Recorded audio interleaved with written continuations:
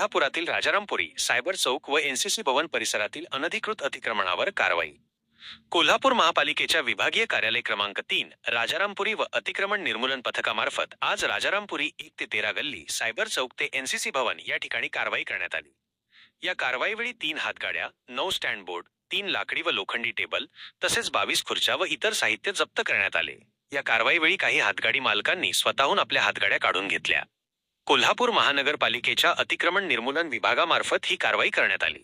ही कारवाई प्रशासक मंजुलक्ष्मी यांच्या आदेशाने अतिरिक्त आयुक्त शिल्पा दरेकर, शहर अभियंता रमेश मस्कर यांच्या मार्गदर्शनाखाली उपशहर अभियंता अरुण गुजर, अतिक्रमण प्रमुख विलास साळोखे 6, अधीक्षक प्रफुल्ल कांबळे, कनिष्ठ लिपिक सजन नागोत, अतिक्रमण विभागाचे कर्मचारी व विभागीय कार्यालय क्रमांक 3 कडील कर्मचाऱ्यांच्या पथकाकडून संयुक्तिक करण्यात आली.